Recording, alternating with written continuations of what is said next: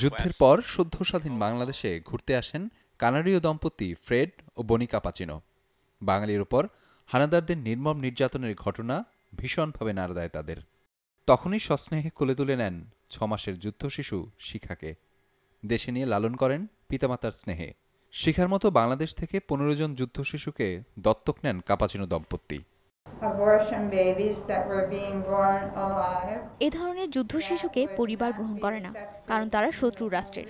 পরিবারও তাদের গ্রহণ না করায় তাদের পরিস্থিতি আরও খারাপ হয়ে পড়ে।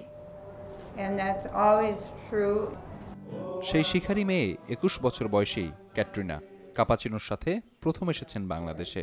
অসুস্থ মা আসতে না পারলেও বলে দিয়েছেন দেশের মাটিতে চুমু খেতে। কথা রেখেছেন ক্যাটরিনা। আমি বাংলাদেশে এসেছি, তাতেই আমার মা অনেক খুশি।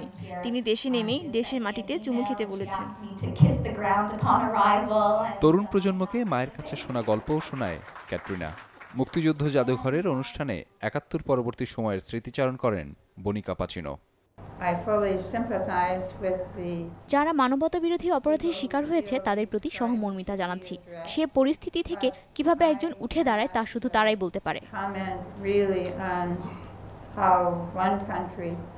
এর আগে কাপাচিনো পরিবার 2002 সালে বাংলাদেশের সুবিধাবঞ্চিত শিশুদের জন্য চট্টগ্রামে প্রতিষ্ঠা করেন child haven. Ahmed Reza, Jamuna news, Dhaka.